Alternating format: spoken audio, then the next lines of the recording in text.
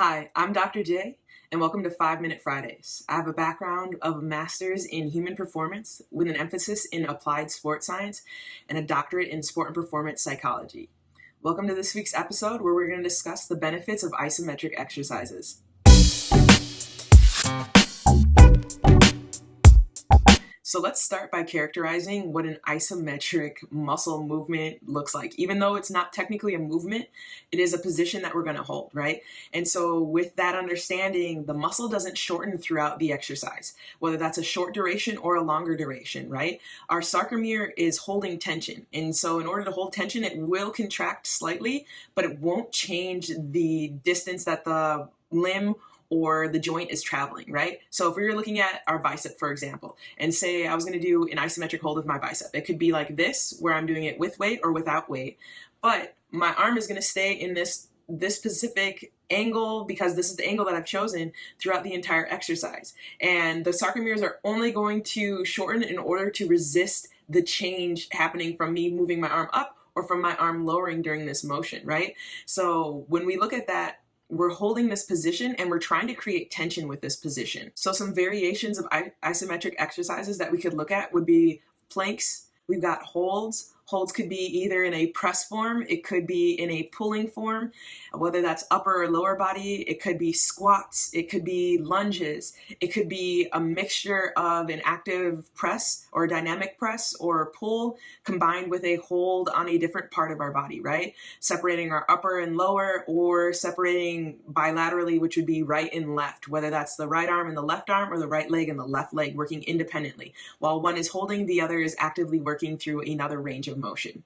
If you're looking for more information or possibly some inspiration, there's a whole catalog of isometric exercises within the Just Raw Skill YouTube channel. So an important note about isometric exercises, although it can increase muscle size, that's not its biggest gain, all right? A lot of pieces that make isometric exercises really beneficial include the fact of neural firing. So it increases your body's ability to communicate within your muscle and make that speed at which your muscle can be recruited voluntarily much faster. All right. Also, it increases tendon stiffness. So when we're looking at tendinopathy, right, where individuals might be having pain or having inflammation at these joint sites, by utilizing isometric exercises, we are able to modify that specific movement or modify a variation of that movement to build strength into the muscle and to also increase the stiffness of the tendon, which will later translate into better force. Within that maximum voluntary contraction, we're able to get there much faster by having stiffer tendons. And the benefit of isometric exercises is because they are so adaptable, or we're able to modify so much, with the knowing that the isometric exercise is going to create a specific strength benefit at the angle that you're working at it. So if we want to have more ranges of motion, or we're looking to strengthen a specific range of a motion in order to increase different movements or be able to translate skills much better, we can modify the angle of our isometric movement. And also, because of this adaptability,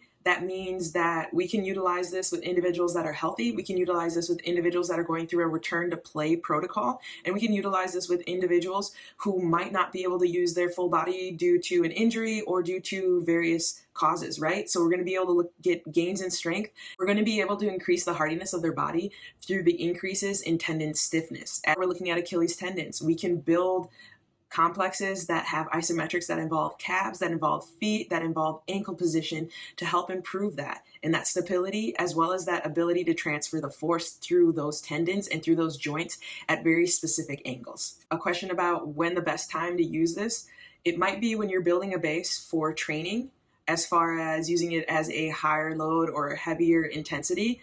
But this is also a good thing to help mitigate some of the injuries that come along during the season. Because it's lower intensity due to the muscle not shortening, the risk for getting sore is not as high from these type of movements. But also know the athlete that you're working with. So if the athlete isn't typically an upper body movement specialist, there might be some soreness that occurs at that site. But if it's for an area of the body that's regularly used and normally part of sport, we can use shorter duration or longer duration with less weight but our goal is to have high intensity throughout this movement. So if we need to, we can shorten that time that we're using the movement. So then with this understanding of isometric exercises, our whole goal of strength training and building the body through these different types of training is to increase our skill expression throughout a skill dependent or a sport dependent movement. A final takeaway for isometric exercises would be the potential for isometric exercises to increase that pain relief. All right, for those athletes that are dealing with overuse injuries or potentially with some growth related injuries, whether that's height or increase in muscle adaptation for their given sport, right? And through this, we're able to help mitigate some of the pain that can come through arduous training and also increase the body's resilience overall. Thank you for tuning in to this 5-Minute Friday. Join us on our next episode as we work through self-talk as a skill within a skill. And as always, be refined by the grind.